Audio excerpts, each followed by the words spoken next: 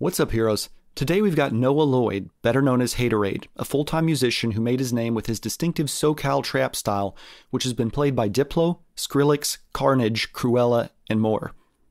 He's been making music since he was 14 and is now directing his attention towards other genres of music through the music collective Greater Than.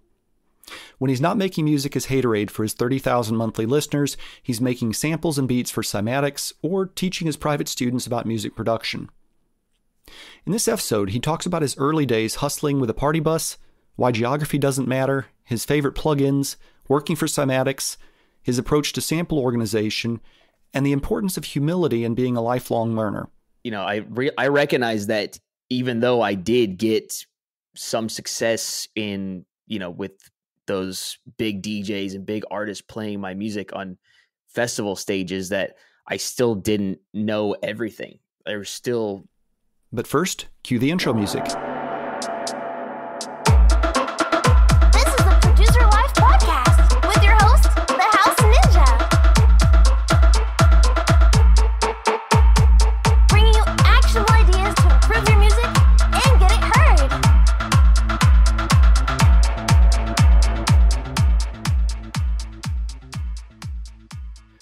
All right, Noah, welcome to the podcast. Thanks for having me.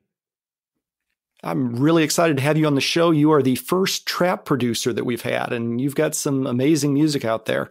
Awesome. I really appreciate it. I do love making trap music, and I'm glad to see that there are other people out there still making trap music too. So for somebody that isn't familiar with trap music, pretend you're talking to your, long lost aunt on an elevator. How would you describe trap to her? Well, I would describe it as sort of like a marriage between hip hop and house music. I think that's probably the most layman's terms, the easiest way to describe it. It's just basically electronic music with sort of a trap or a hip hop drum set.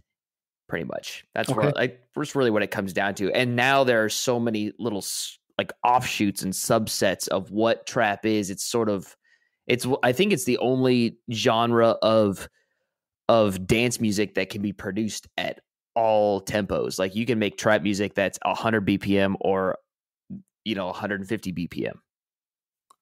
Huh. Okay. I hadn't thought about that. I typically figured that it was more of a mid-tempo genre, but you say your music is characterized as SoCal trap music, or at least that's what I saw on one of your sites. What are some of the other offshoots?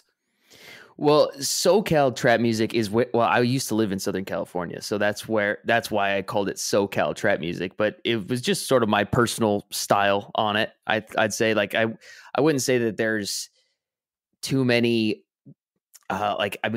there's hybrid trap, there's the stuff that Party Favor used to make, like 100 BPM stuff. I can't think of any of the specific names for the different types of trap, but there used to be festival trap where it was like an emphasis on just really big super saws. Like that was like in the beginning of that was like 2013 is when trap started popping off. But yeah, I think as far as the different offshoots, there's I'm not really sure if there's too many different names for them. Okay. All right. Well, take us back a little bit to your start in music. How did things take us back to your party bus days? The party bus days. Oh man, you know about the party bus days. Okay, well, I did my research. So when I started DJing, that was in San Diego. I was trying desperately to get on a lineup somewhere, and the best way it's a lesson even young producers and DJs, aspiring producers and DJs can take now is like, if you want to get on a lineup somewhere, you have to sell tickets. And whether that be with your music or because you hustle, like it's got to be one or the other. It's not people, you don't get handouts for set times usually, at least anymore. So you got to have clout now, or you got to have, you got to be hounding everybody that to sell tickets. So I used to have to run these party buses from Chula Vista. People who are familiar with San Diego would know where this is. It's like South San Diego. Fill them up from all the people down there and drive them to downtown San Diego in the Gaslamp district. And we would usually hit a club there, and I would get some really terrible set time on a side stage for, doing that. It was extraordinarily stressful, and I'm glad I don't ever have to do it again. But it was a good lesson in what it takes to run a party. So I've always had empathy and understanding for club promoters whenever they have me out to their venue. I know how tough it is to throw parties. Yeah. Now, were you working for a company that owned these party buses, or were you actually renting a bus and filling it up with people and then bringing it to the club as sort of a way of incentivizing the promoters to put you on stage? So usually it started out with a promoter being like, "Hey, I'm going to throw a party, and I am looking for DJs." And basically what that means is I'm looking for people to sell tickets to this thing. So he would rent the buses. The guy who was throwing the party, he would front the money for the buses, usually with money from the last party. And then those buses would come down to a meetup spot, and I would be in charge of making sure that nobody gets on the bus that didn't pay for a ticket. And they would come on the bus, and we would drive them downtown. That was the logistics of it, but I didn't ever have to pay for the buses myself, thankfully, because I don't think I would do that anyways. It seemed like too much of a risk for me. I was more focused on just DJing. That's what I wanted to do. So what happened from there? You started off on the side stages, and then tell us about the genesis of Haterade.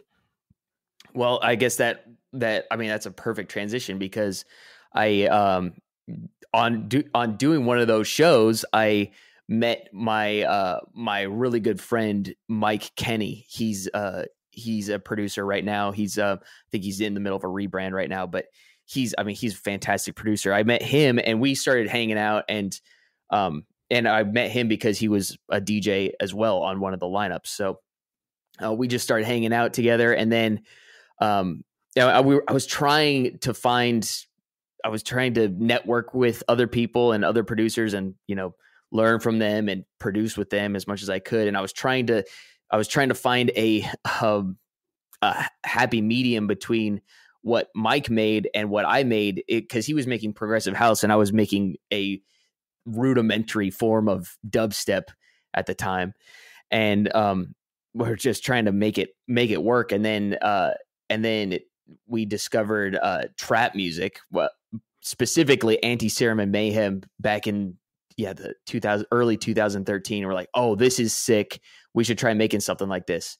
And we made this one track. I wish I had this song. I wish I still had all of our early stuff, but I can't remember the title, but we put it out, and we just decided to put it under the artist name Haterade, because that was one of the samples in the song, and it just stuck, and we just kept making tunes, and it just started to pick up steam from there. And that's how we got started working together. Okay. And then how long were you guys together before you decided to part ways?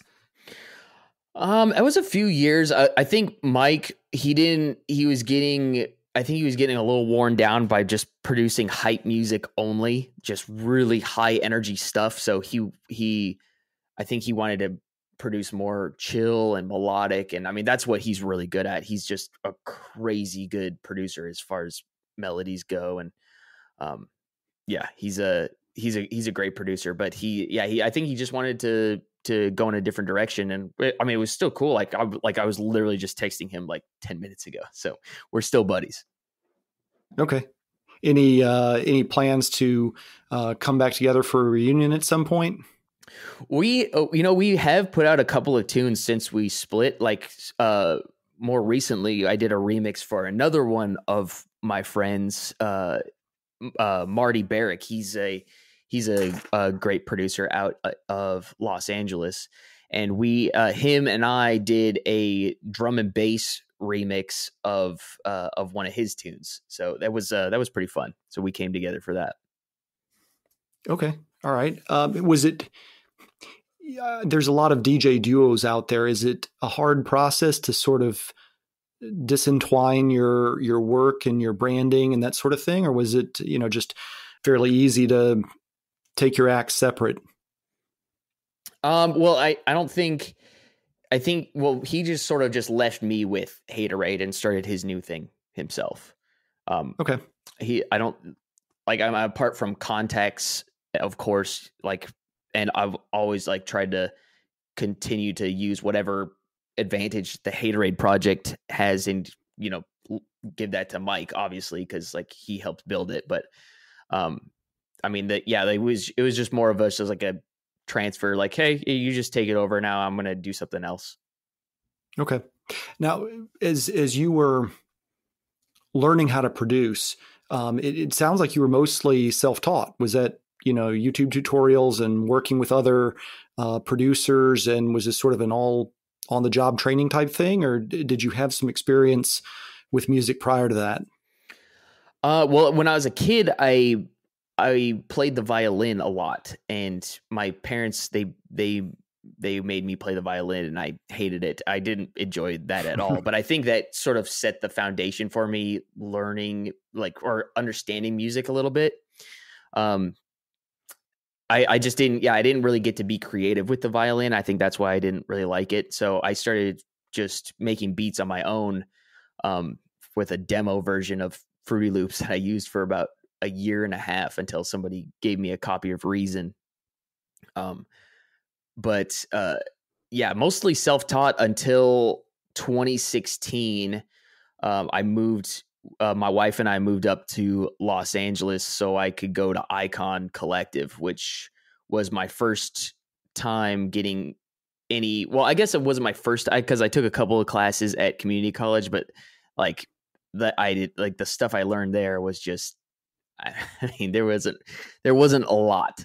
Wasn't a lot there. So Icon was definitely, it was more focused on what I wanted to learn, dance music centered, and it was a great experience. I met a lot of great people, and I learned a lot from that experience. Okay. I thought it was interesting because you had already been producing, successfully for several years when you chose to go back to school at Icon. I think by that point, some of your tracks had already been played by Diplo, Skrillex, Carnage, Krewella, and then you went back to school. Is that timeline right? That is correct. So that, to me, that's pretty mind blowing, because I think for many producers, if their music had been played by those top artists on big sound systems at festivals, they'd feel like, all right, well, I've made it. I have a good knowledge of this. I can do this. I don't necessarily need any formal schooling at this point. I can learn from other producers and move on from there. But you actually chose to go back and get some formal schooling. Can you talk me through that thought process and maybe what you took away from Icon that you didn't feel like you could get from other producers? Well, I think that if you start to approach your life as if you already have all the answers, then you're kind of in bad shape. I recognize that even though I did get some success in, with those big DJs and big artists playing my music on festival stages, that I still didn't know everything. There were still serious holes in my production game. And I think there still are. I think I'm still working on improving. I'm constantly trying to get better. And I felt that Icon was a great opportunity. Initially I didn't even want to go. It was my friend kind of talked me into it. I didn't want to go there to move to LA, because I really liked San Diego. But after thinking about it, man, I could really benefit from some more education and just meeting some more people. You know, it was my wife and I ended up moving back to San Diego before we transitioned to Nashville. But yeah, like I mean, it's always a good mindset to have. Is you always want to be learning. You know, the minute you start thinking that you know everything, is you're in bad shape. So, you know, trying to stay humble and hungry and learning constantly. You know, I learn stuff from my students that I teach. Sometimes they have a different way of doing things, and you know, and I think that's, you know, it's essential to being a human being, is understanding that you don't know everything. Yeah. So. That's that attitude of humility, I think, is really important.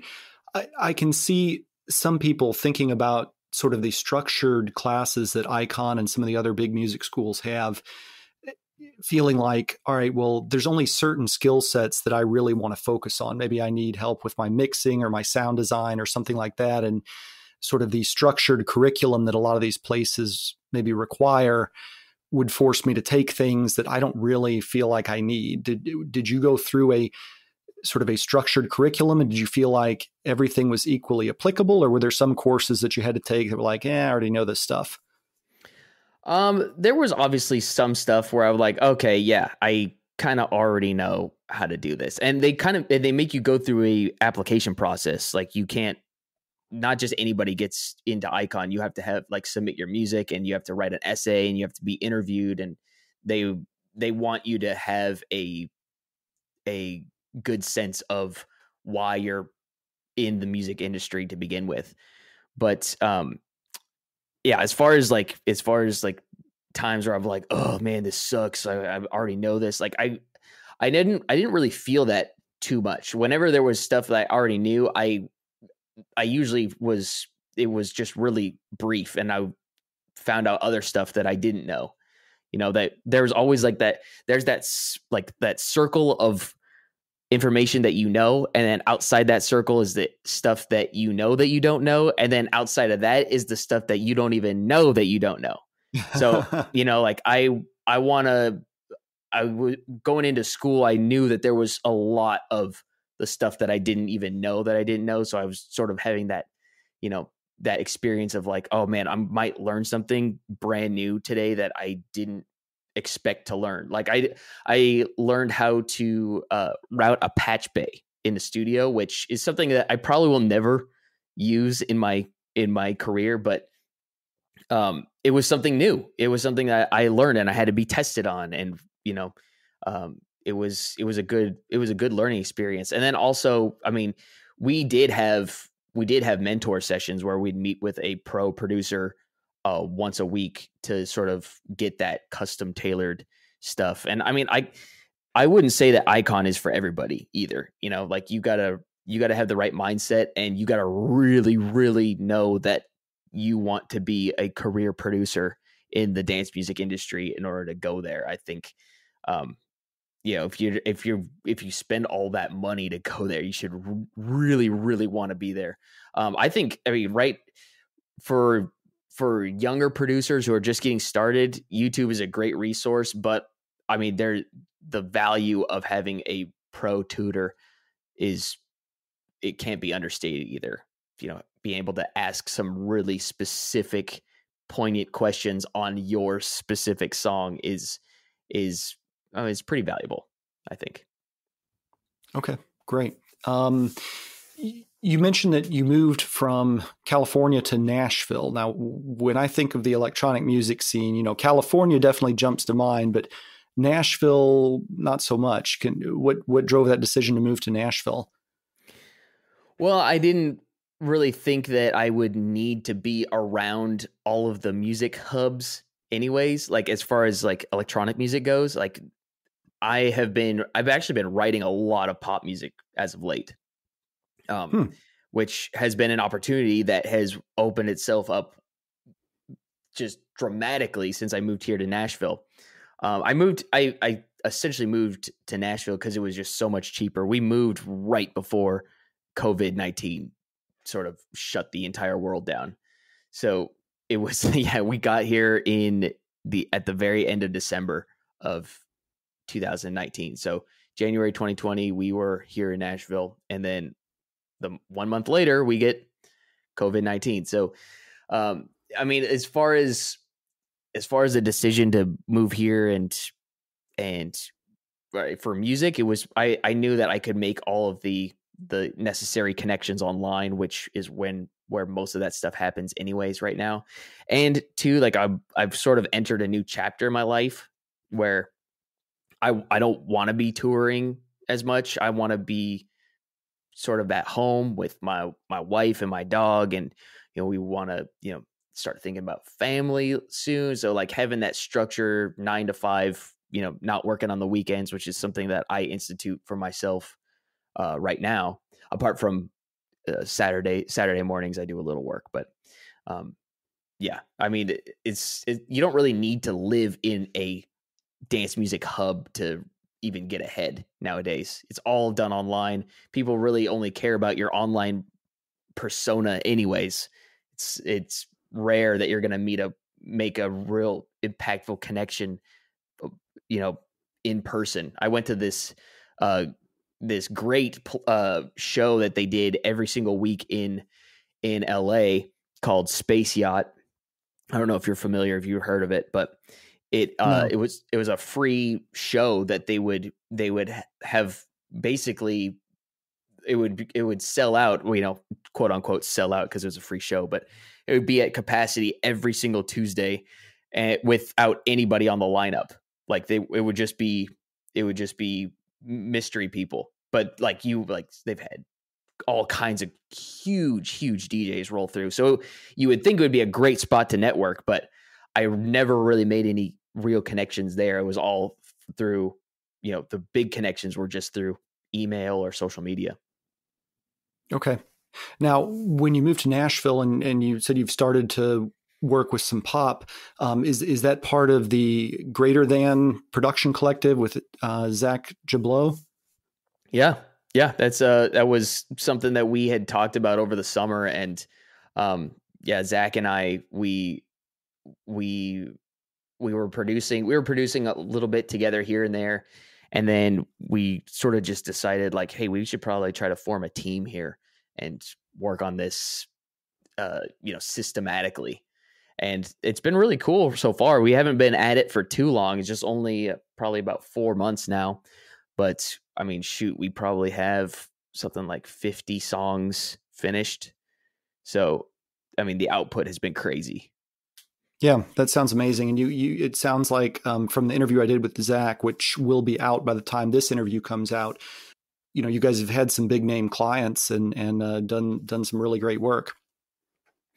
Zach definitely has the client list. I haven't worked with as many big names as he has, but I mean, we definitely have been putting together some heaters lately, like some really good music. So I'm excited to see what this holds. Like this is sort of where I want my future to be. When I'm 50, I want to be still doing this. So this is probably the best route for that.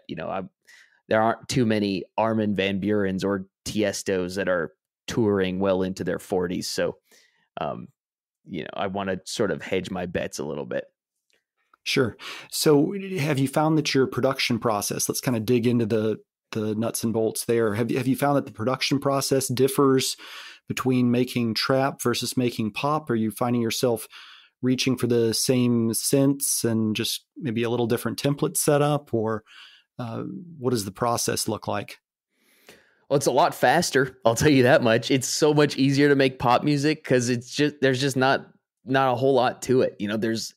There are so many little things when you're making dance music because the entire focus is on the instrumental, right? So it's like, it's got to be dialed in tight. It's got to be loud. It's got to be clear.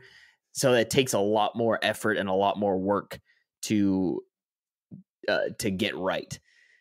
At least in my experience.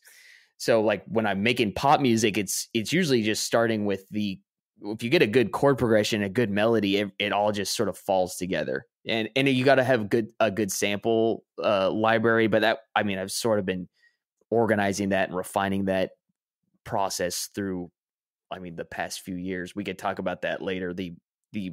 My emphasis on organization and systemizing everything is pretty extensive. But yeah, as far as my template goes, like I didn't have to make too many new changes to the template. I work a lot with another producer.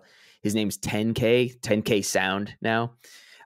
He and I, we work together every Saturday morning, and we usually finish 2 songs on Saturdays. And so we sort of have a unified template where we're making iterations and sharing that same template because we pass projects back and forth so frequently.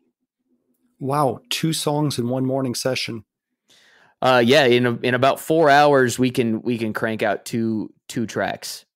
And which, it just goes to show that pop music doesn't really take a whole ton to get down and to get sounding good.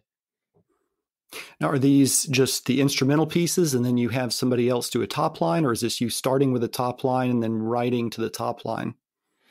Sometimes we have a top line. We work with this really great vocalist his name's Nate Gott, and he is amazing. He's so good. Usually Nate will pass it off to Nate. Like we're not cutting vocals and mixing vocals and mixing and mastering the whole thing. That would be crazy to do 2 of those in 4 hours. But passing it, we get the instrumentals done like as mixed as we get the mixes, but as about close to done as we can. And then we'll pass it off to Nate. And if he's feeling it, then he'll cut a vocal to it, and then I'll remix it again, and then we'll put it in the Dropbox for the catalog. Or if he's not really feeling it, we'll key label it, BPM, genre, and working title, and just throw it in the catalog under an instrumental that we can pitch to a major label and hopefully get a big time artist to pick it up. Are you guys looking at sync licensing as well with Zak and his organization, or are you guys going that direction? Oh yeah, big time. That's essentially what we want to do, is just be this machine that churns out just really great music for both sync and for artist projects. So it helps to keeps us fresh and on our toes, because we're always working on something different, but also working on improving at the same time, and because maintaining that label standard, which is really high standard. Sync stuff isn't like, they don't really have as high standards as labels and other artists do, but yeah, it's just good to keep the getting our reps in consistently. That's been the biggest benefit of this whole process, I think. Okay. We kind of started the conversation with trap music, and let me back up just a little bit to sort of recent history with your Game Day mixtape. I was listening to a lot of your music on Spotify, and one of the things that struck me about that mixtape is how short your tracks were. You had 10 tracks, and 6 of them were 2 minutes or less in length, and all of them were under 3 minutes. Was that a deliberate decision because you were trying to play to the Spotify algorithms, or just you wanted to do something a little different? Well, if you listen to that mixtape start to finish without ever skipping, you'll know that it will play like an entire mix. So I made it so it's like a DJ set that's split into segments, sort of. And usually you wouldn't hear an entire song front to back in a DJ set. So, the idea sort of spawned from my Beat a Day challenge, which I do every January, where I'll make a new piece of music every day in the month of January and post it to social media for everybody to listen to. And then at the end, I sort of go through and find all the ones that I think are good, and then I'll finish those. And this one was sort of like, okay, well, maybe I don't finish them all the way to completion. Maybe I just finish them halfway and make a bunch of other ones that sort of connect them all together and make this mixtape. And It turned out pretty good. I'm pretty happy with it. That first track in there was my favorite, and I really dig that one. Okay. I am a little ashamed to say that I don't have Spotify Premium, so I keep getting the ads interrupting the listening experience. And so I didn't catch that it was meant to be a seamless mixtape, not when I've got all the ads interrupting it. So yeah, that must be frustrating. Yeah, I need to just break down and pay for Spotify. So one of the other things that jumped out at me about your tracks, because I'm kind of a sci-fi geek myself, is you have a real love for Stranger Things. You've got two different tracks out there, one on SoundCloud and one on Spotify, that are sort of Stranger Things inspired. Can you talk to me about those tracks and sort of their genesis? Yeah. Well, the first one was when I was in Icon. I made that one, and I was like, I was just watching Stranger Things. My wife and I, we were put it on Netflix, and I was listening to the theme song. I was like, holy cow, this theme song is awesome. And I was like, okay, well, I gotta make a remix of this. So I made a quick one and just decided to put it up, and it cut a lot of plays. I was really surprised about that. And I didn't really think of anything of it until later on, when season 3 was about to come out. And I was like, you know what? I could do another remix of the theme song, and I could probably do it better. You know, I've gotten a lot better, and I've got somewhat new tastes. I should just give it a try. And I did. I put it out on SoundCloud when right when the season premiered, and I was like, okay, cool, it's out. And then Trap Nation, they hit me up and were like, hey, we want to release this on our label. All you need to do is just take out the vocal, because I initially had a vocal of 11 from the show saying "Friends Don't Lie," but that obviously couldn't be put on Spotify, so I had to go in. The vocal that's on there now is me. So so I had to go back in and re-record it myself. But so then we could submit it through distribution as a cover. So it's essentially a cover song. But yeah, I was thinking about it. I mean, it's to this day, it's one of my favorite productions that I'm most proud of, as far as like just depth and balance. It just came together so perfectly. Yeah. But I'm probably going to do, when season 4 comes out, I'll probably do another one. I was just thinking it's about time for another. Yeah. Now, you moved from Fruity Loops to Logic to Ableton. Is that the progression? That is correct. So I started with the demo version of FL Studio and then moved to Reason. I don't even remember where I got that one, but I remember that it was I bought it from somebody who had definitely pirated it. So I paid for a pirated version of oh Reason. Man. But yeah, so like after a few years, then that Mike, he was actually the one who told me, like, dude, you got to stop using Reason and start using Ableton. And I think it was because Reason at the time didn't allow you to use third-party plugins. It was all in-house stuff. So I was drawn by the glow of Native Instruments Massive. So that's what initially pulled me to Ableton, and I'm so glad that I moved to Ableton, because if I was still using Reason today, I don't know. There's some producers that get some really cool stuff out of Reason, but I don't know that I would have been able to do that. I'm really, really glad to be in Ableton. Are there any things you miss about Reason or FL Studio?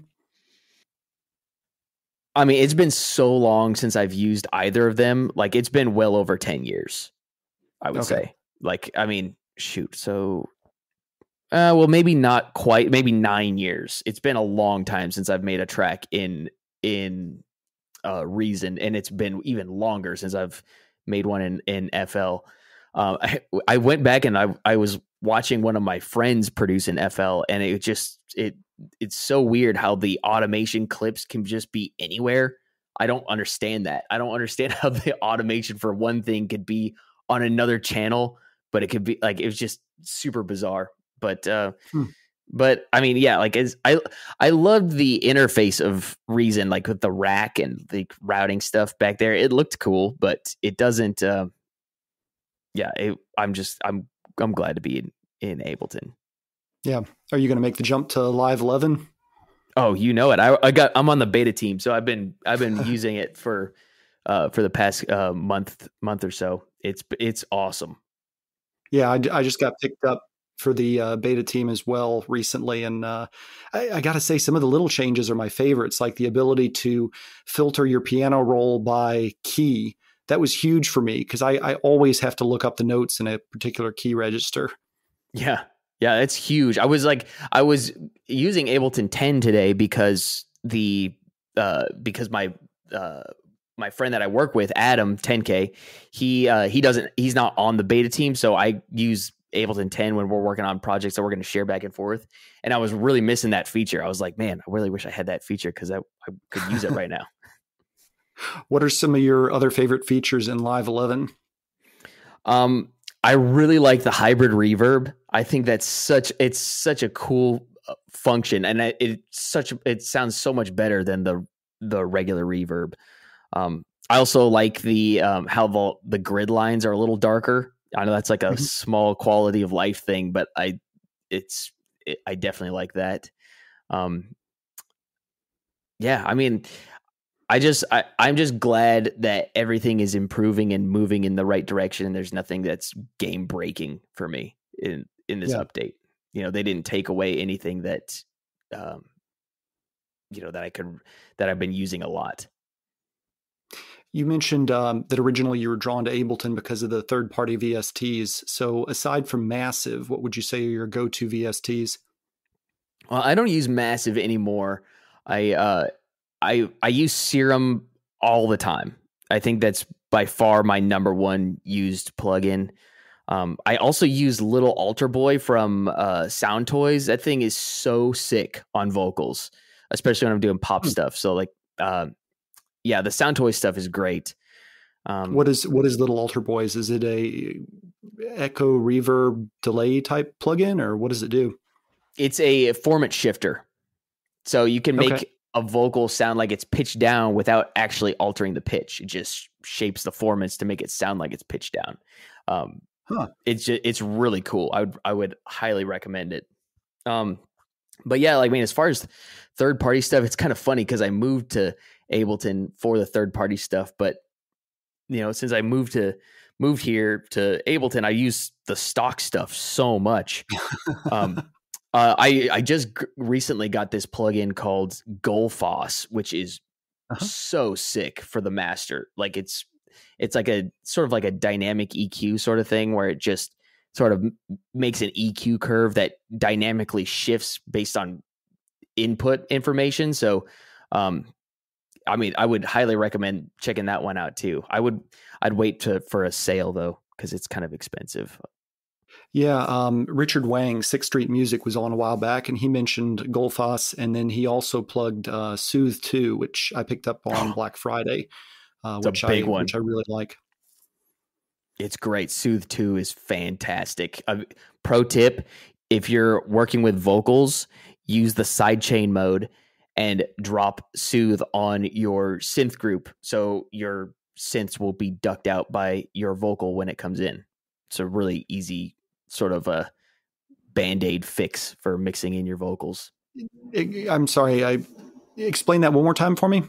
Sure. So you have let's say you got your synth group that's like, maybe it's got some chords, maybe it's got an ARP, maybe it's got a lead, whatever is in your synth group, and you got a vocal that's sitting on top. But maybe it's like it's getting buried by your instrumentation. Well, if you want to mix that vocal into your synths, just drop a Soothe on your synth group and then switch it to sidechain mode, and then route the input into Soothe from your vocals. So whenever your vocal comes in, it will automatically duck those frequencies out of your synth group.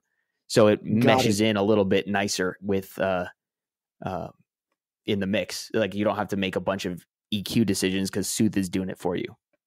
Got it. There's another plugin out there that I've used called Track Spacer that is made for same that thing. sort of thing. But that's an interesting use for Soothe too. I hadn't thought about that. I'll have to give that a try and see how that compares to doing it with Track Spacer. Let's see here. So you're kind of, it sounds like you're transitioning a little bit from sort of the focus on touring and trap to more of the stable pop producer type role. I noticed you are also out there. You're doing a little bit of freelance work on Sound Better. How is that going? I don't do as much work on Sound Better anymore. I've been working with this other company out of the UK called the Online Recording Studio, where they sort of do it's sort of the same thing as Sound Better, but more it's more of like top of funnel business model where all the clients come in and then they get assigned to a producer. So I've been doing that more often. Sound Better it got too challenging for me. Like working with clients on Sound Better, they, usually you get people who don't really value the work, and they don't want to, they want unlimited revisions and, just unlimited access to your time. And that's just not okay with me. So I haven't been really doing a whole bunch with Sound Better as of late. I mean, it's a great platform. I don't want to like trash them or anything. There's some people who are killing it on Sound Better. It just didn't work for me. Okay. So it's maybe I hesitate to say higher caliber clientele, maybe. At least the people that I was running into, it was just too many difficult clients. Like I haven't had as much difficulty elsewhere. But I think it's just because of the accessibility, it's just easy to go on Sound Better. I mean, I'm sure if I was doing the same thing on Fiverr, it would be even worse. So, it's just a matter of, I guess, accessibility, like going through the process, jumping through the hoops, sort of weeds out the people who aren't really serious and people who are really committed, because those are the best clients, the people who are really committed to their music and really want to invest in themselves and hire a pro to help them do that. And I love helping people who are trying to help themselves, so it just makes everything better. Yeah, I had a top seller on Fiverr, a vocalist, Sandra Bullitt, on a little while ago, and a chunk of our conversation revolved around working with difficult clients. So that sounds like that is sort of a common story on some of these platforms. You have to be able to work with difficult people sometimes. Let's see here. Somewhere as I was reading up on you, or maybe it was in one of your interviews recently, you talked about also working with Cymatics. What is that like? Working with Cymatics has been such a great experience for me, because they were sort of the catalyst to allow me to go full time in music. When I just graduated from Icon, when they reached out to me to join their production team. And this is like, granted, when they were way more EDM focused. They're not really so much EDM focused anymore. But yeah, like I have learned so much about drum production just by making so many freaking samples. Like I must have made, I mean, I don't want to guess. I've made a ton of samples for Cymatics, but it's been great. It's just another piece of the pie for me. And, being a part of these really big product launches and hearing my samples in the packs too, which is really cool. How did that connection originally happen? Do they have a working relationship with Icon, or did they find you through SoundCloud, or do you know? I never really asked them. I just got an email one day from Steven, the one of the founders of Cymatics. He's like, "Hey man, I love your music. I would love for you to join our production team." And I was like, "Oh, okay, sick. You want me to be on the production team? Okay, that's cool. I'll give it a try." And I just started doing it, and I was like, I was hooked. It was just it was sort of like I found a cheat code. It was like, I'm making music and I'm making a living. This is awesome. Yeah. And it was, When? it was like, this is what I've been working towards my entire career. You know, I've spent so many years not getting paid, and now it's the real deal. Yeah. Do you, is that your sort of your full-time job with Cymatics, or is that like a 50% of what you're working on, or how much of your time is spent with Cymatics projects versus your other production? It's probably like 30-40% of maybe even 40% is too much. I'd say 30 to 35% of what I do is Cymatics. Like then there's like, you know, probably another 20% for the tour stuff, and then working on the sync stuff and the label pitching stuff, and then doing stuff for my artist project, and then doing one-on-one lessons. I do that. I love doing that. That's another piece of the pie. So you gotta, in music, if you want to go full time with this, you've got to have a diversified income stream. Otherwise, I mean, there's going to come a time where it all dries up. There's a lot of guys out there who were relying solely on touring until now, and they are, forced to sort of figure out another way to do that. So, thankfully through the pandemic, I wasn't in dire straits because I, had other options, which has been a blessing. Talk to me about an average work week. How do you spend your time most days? You said you take the weekends off to spend for family time, except for Saturday mornings. But what does your usual work week look like? My usual work week, I'm an early riser, so I'm up at 4:30 a.m. every day. I take my dog outside, and I usually sit down for 20 minutes of meditation. Then I'll do a devotional and make the morning coffee for my wife and I. And usually I'll get a little bit of work in, whether it's I usually try to stick with creative stuff in the morning, like working on my artist project, or working on the sync stuff, or that sort of thing. I would usually do that in the mornings if I can.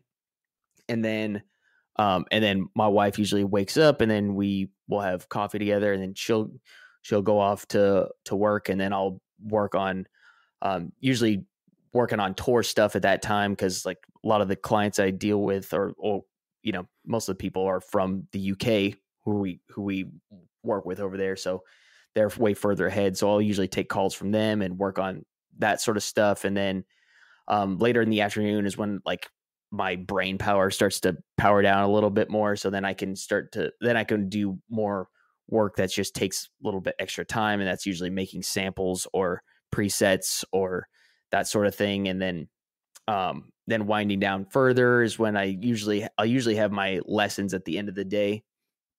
But mostly because I don't want to be working past 5 p.m. I want to be available when my wife gets home, and so I'll usually have the lessons at the end of the day. So that's usually what my typical work day looks like. When you're producing for other people, do you find yourself reaching for samples you've produced in Cymatics, or do you deliberately avoid those? Oh, I'll use anything to help the track. Like if I think it'll make the track better, then I will use it. It doesn't matter. I mean, most of the time I have like a whole, I've used the collections tab a ton in my workflow. I have a bunch of melody loops, tons of drum loops. I use like a bunch of rotating percussion loops and process them just a little differently on different tracks, just because some of them just work. I need one thing. I need this to do this. I know exactly what type of sample I need for that and where to find it. So I don't really like sort of prioritize my own samples over other people's. It's just whatever works. Okay. You alluded to your sample organization process. How do you organize your samples so that you can find what you need when you need it? Well, I will do it once a quarter. I'll sit down and go through all the new packs that I got. Usually, like whenever we do a new product launch, I'll get the Cymatics pack, and then I'll sort of go through that and find all my favorite samples, and then I'll throw them in a few different of those categories. So I have kicks, snares, synths, vocals, effects, and then miscellaneous loops and percussion hits. So I'll go through each pack, and then I also go on Splice weekly just to use up my credits, and find. I mean, people don't know how much of a blessing Splice is. It is so amazing that back in the day we had to torrent sample packs, which, I mean, a lot of people did, but like either that or you had to spend $50 to buy a sample pack that maybe you would get 11 or 12 samples that were really good out of. Now we pay $8 a month and we can get 150 specially curated samples, exactly what we want whenever we need them, and to be able to sort by key and BPM.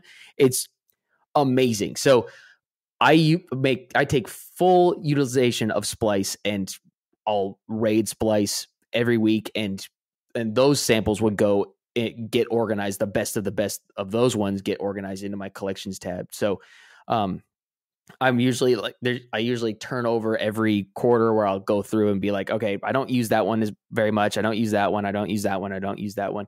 And then I'll keep the ones I use a lot and then add the new ones in. So it's a constant, like, sort of a, updating the new sounds that I have, essentially. So I'm trying to keep it fresh. Yeah. You sound very meticulous about that. I do my best. I think that so many people waste so much time when they need a sample. They go through their sample library and they just keep flipping through folder after folder after folder just to find a kick sample. I sort of try to do all that work ahead of time, so I don't even have to really think about it. Like, I'm in the project, like, let's get this track done. Because, I mean, really, the best songs are made really quickly. I mean, I'm sure that every single person who makes music can attest to that. Like, if you can make music fast, it's usually going to turn out pretty good. Yeah, when you're in that flow state. Exactly. And there's nothing more that could take you out of the flow state than just digging through files looking for the right thing. Yeah. Have you ever tried Loop Cloud and their organizer? I haven't. So I used Splice for 3 or 4 years, and then I changed to Loop Cloud last year because the frustrating thing for me about Splice was I would download 10 or 20 samples that I think would sound good in a particular track, and then I would put them in and I would try them, and maybe 1 or 2 would work. The killer feature for me for Loop Cloud, they sell samples just like everybody else does, but they've got a installable program that's a VST that will scan your library, organize everything, tag it, and then you drop the VST into Ableton, and it will let you audition samples in the mix. So it just dramatically sped up my workflow, where I can search for kick drums in F minor, and I can just click through them all and listen to them in the mix. So even if you're not paying for Loop Cloud, you can still download their organizer and try it out. So I highly recommend that as a former Splice user. This seems like something I would most certainly be interested in. I am going to look into this. Yeah, Loop Cloud. I'll shoot you a link after the episode. So one more question about Cymatics. I know you guys just launched your first plugin, and I saw you did a YouTube review on it. Do you want to tell us a little bit about Diablo? Yeah, it was. Well, I didn't have any hand in the development of the plugin. Just to be clear, I kind of just found out about it one day where they're like, "Hey, we got a plugin we've made. We need you to make some presets for it." I'm like, "Oh, okay, cool." I mean, and I sort of it's really, really powerful for how much it costs. Like, I know I sound like I'm like sitting here like advertising, like, you should try it out. It's really cool, but it really is really good. I especially if it's like throwing it on your drum bus too, like in like as a replacement for drum bus in Ableton. It's awesome. I mean, like, yeah, there's not much more to say about it than that. I mean, I've been having a lot of fun with it, and even the free version, Diablo Lite, I mean, you get it for free. It's awesome. It's a great soft clipper. Yeah, yeah, it looks pretty cool. I downloaded the free version. I haven't made the leap to the paid version yet, but I've been playing around with it. So let's see here. You've mentioned your wife multiple times throughout the podcast. Do you, if this is too personal, just let me know. But are you guys planning kids one day? Oh, you betcha. Yep. That is part of the plans. We just celebrated our 5-year anniversary on Saturday. Congratulations. Thank you. Yeah, we definitely have plans to start a family here. That's it. That is in our vision for the future. And it's a big undertaking, but I it's like everybody has done it, so we could do it. So we're going to do it.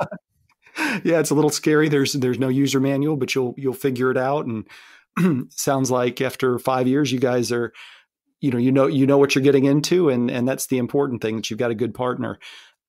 As you're thinking back about your DJ career and your touring and your production, do you have any stories in mind that you're looking forward to telling your kids one day? That's a good question. Stories from touring. It's that I tell my kids. Well, I don't think they would really care to hear about that time Dad went to go DJ in Minneapolis. Maybe I would tell them about I'd tell them about the times where it was just really tough. Like, because there were times or I guess I would tell them about the festival in Kansas City where it was it had rained and stormed all the night before, and it was just a muddy mess. That was at Dance Festopia in Kansas City, but that was a great time because that was my first festival ever, and I got to play the main stage. And oh wow, yeah, that was a great time. That was a good time. I mean, yeah, if my kids are interested and they want to ask me about how it was playing shows out of town, I'll happily oblige them. But I don't know. I'm not really really wanting to talk to them or tell them about all the touring times. Okay. I was just wondering if you had any particular stories that you remember fondly that you were looking forward to telling them one day. So, well, aside from maybe kids in the music field, what's next for you? What are your plans for the post-pandemic era? Well, I'm going hard on the Productive Producer YouTube channel. It's been something that I have been doing for the past year, and I really want to just keep going with that. I think that if I can keep that going, I think I could help a lot of people with that YouTube channel. There's so much good content on YouTube. I feel like sometimes I feel like, man, am I just adding to the noise here? But I also have to remember that I have a perspective that nobody else has on YouTube. So I get to add in my sort of style, my flair to YouTube. And that's what I'm really, really looking forward to seeing how that grows over time. And, just continuing with producing this pop music stuff too. This has been really, really cool. It's been such a great learning experience for me. And I've got a couple of really tight Haterade tunes too that I'm probably going to drop here soon. So got to find a home for those. And yeah, I mean, as far as what's next, I'm really, yeah, I think the biggest thing is the Productive Producer right now. I really want to double down on that and help out as many people as I possibly can. Okay. Well, I will make sure to include a link in the show notes. And aside from the YouTube channel, where can people find you online? Well, I don't really use social media all that much anymore. Try to stay away from social media. I don't like their practices, that these companies and, just trying to get us addicted to their product. I don't mean to make that sound like I'm preaching to anybody, but well, it's just as far as getting a hold of me, I check my YouTube comments every single morning. Because I don't want to miss anybody's question or comment or concern. So okay. You can always shoot me a message on on Instagram and stuff. Like I check in every once in a while just to, either, make a post or something, but I'm not going to be on there very frequently. So if you want to get a hold of me quick, you could, comment on one of my YouTube videos. Okay, perfect. Well, I will, again, include that link in the show notes, and I really appreciate your time tonight. Thanks for having me, man. This was a great conversation.